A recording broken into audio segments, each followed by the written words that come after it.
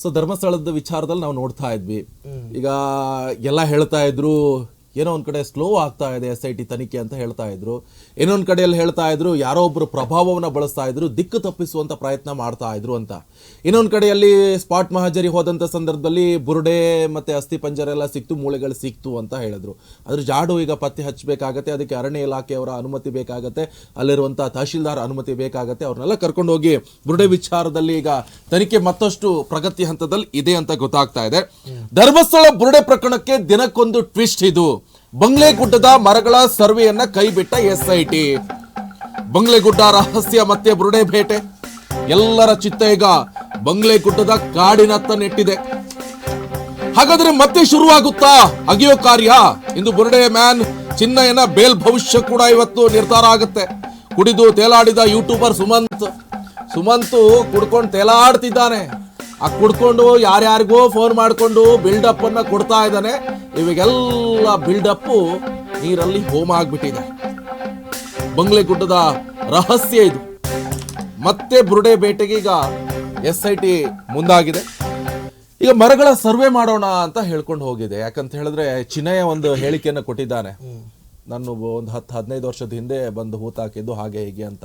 ಆ ಸಂದರ್ಭದಲ್ಲಿ ಆ ಪ್ರದೇಶದಲ್ಲಿ ಯಾವ್ದಾದ್ರು ಒಂದು ಗಿಡ ಇರುವಂತ ಸಂದರ್ಭದಲ್ಲಿ ಈಗ ದೊಡ್ಡದಾಗಿ ಬೆಳೆದಿದ್ರೆ ಈ ಮರದ ಭವಿಷ್ಯ ಅಂದ್ರೆ ಎಷ್ಟು ವರ್ಷ ಆಗಿದೆ ಅದನ್ನೆಲ್ಲ ಕೂಡ ಕಂಡು ಹಿಡಿಬಹುದು ಎನ್ನುವಂತ ನಿಟ್ಟಿನಲ್ಲಿ ಇದು ಸರ್ವೆ ಮಾಡೋಕೆ ಮುಂದಾಗಿದ್ದಾರೆ ಅಂತ ಗೊತ್ತಾಯ್ತು. ಬಟ್ ಅದೀಗ ಬಿಟ್ಬಿಟ್ರು ಅಂತ ಗೊತ್ತಾಗ್ತಾ ಇದೆ. ಓಕೆ ನೋಡಿ, ಸುಮಂತನ ಮತ್ತೊಂದು ಕರ್ಮಕಾಂಡ ಬಯಲಾಗ್ತಾ ಇದೆ. ಸುಮಂತನ ಮತ್ತೊಂದು ಕರ್ಮಕಾಂಡ. ಯಾರು ಈ ಸುಮಂತ್? ಯೂಟ್ಯೂಬರ್.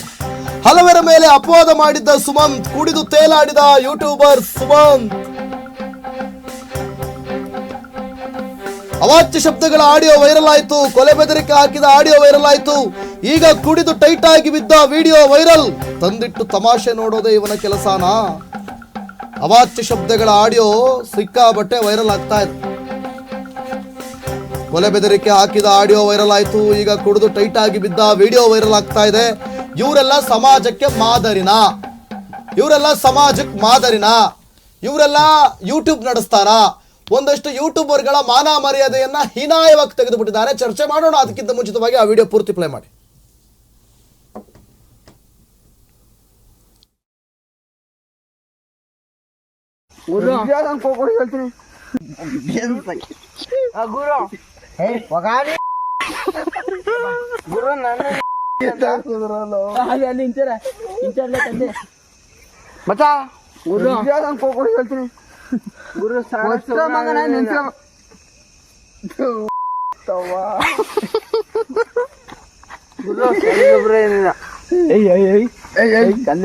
ಅಲ್ಲ ಗುರು, ನನ್ನ ಕೇಳ್ಬಿಡ ಮಚ್ಚ. ಅದೇ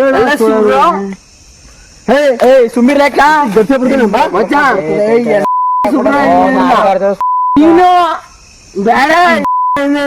ನನಗೆ ಜಿಕ್ಲೇಸ್ ಬೇಡ. ಜಿಕ್ಲೇಸ್ ಇದಲ್ಲ ಒಂದ ಬಾ.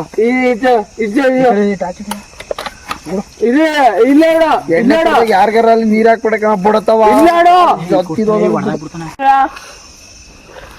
ಯಾಕೆ ಯಾರಿಗೆ ಆಡ್ಬಿಡಿ ನೀನ? ಯಾಕಂದ್ರೆ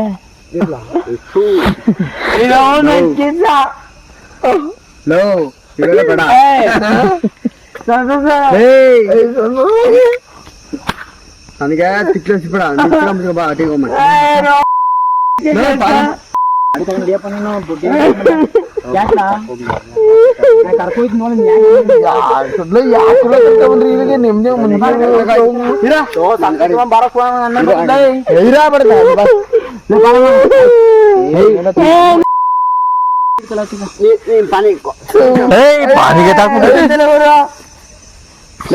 ಮಗನೇ ಇಲ್ಲ ಚಾಬಿ ಗುರು.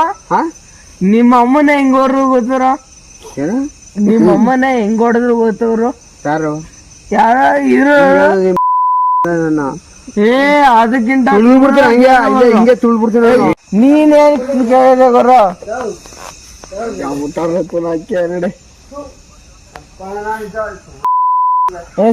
ಗುರು ಕಿತ್ಕತ್ಗೆ ಗುರು ಗುರು ಸುಧಾಗರು. ನೀ ಗುರು ನಮ್ಮನೆ ಕಿತ್ಕೋರು ನೀನೇ ನಮ್ಮನೆ ಗುರು ಕಿತ್ಕೋರು ಗುರು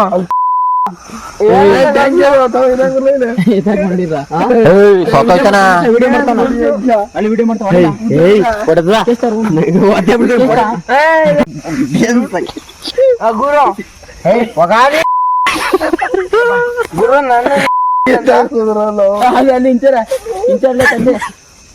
ಮಚ್ಚ ಗುರು ಹೇಳ್ತೀನಿ ಗುರು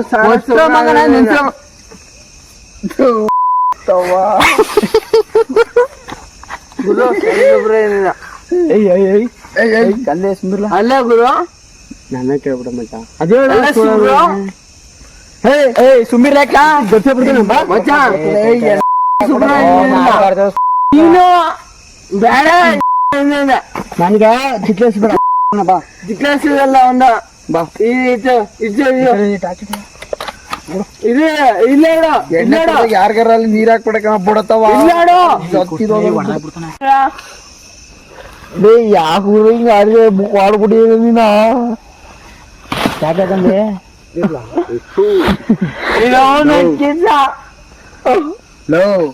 ಬೇಡ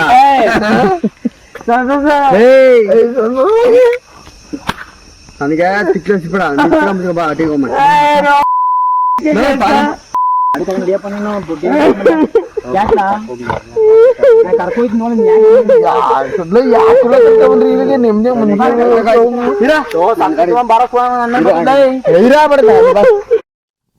ಇನ್ನೆಂತ ಅವಿವೇಕಿಗಳಿರ್ಬೇಡ ಇವರೆಲ್ಲ. ಆಮೇಲೆ ನಿಕೇಶ್ ಜೊತೆಗಿದ್ದ ಫ್ರೆಂಡ್ಸೇ ಇಟ್ಬಿಟ್ರು ಅವನಿಗೆ ಬೆನ್ನಿಗೆ ಚೂರಿ ಹಾಕ್ಬಿಟ್ರು. ಅಲ್ಲ ನನಗನ್ನಿಸ್ತಾ ಇದೆ ಆ ಬುರ್ಡೆ ಗ್ಯಾಂಗಿಗೆ ಅವರು ಫಿಲ್ಮ್ ಡೈರೆಕ್ಟರ್ ಇದ್ದಾರೆ, ಪ್ರೊಡ್ಯೂಸರ್ ಇದ್ದಾರೆ, ಎಲ್ಲರೂ ಇದ್ದಾರೆ. ಕಾಮಿಡಿ ಸ್ಟಾರ್ ಮಾತ್ರ ಇವನಾಗ್ಬೇಕು ಸುಮಂತ್. ಕಾಮಿಡಿ ಸ್ಟಾರ್ ಇವನೇ, ಕಾಮಿಡಿ ಆಕ್ಟರ್. ಯಾಕಂದ್ರೆ ಅವ್ರ ಫಿಲ್ಮಿಗೆ ಇವನು ಕಾಮಿಡಿ ಆಕ್ಟರ್. ಯಾಕಂದ್ರೆ ಅವರು ಧರ್ಮಸ್ಥಳ ಅಪಪ್ರಚಾರ ಅಂತ ಹೋದ್ರು, ಇವನು ಧರ್ಮಸ್ಥಳ ಪರವಾಗಿ ಅಂತ ಹೋದಾನೆ.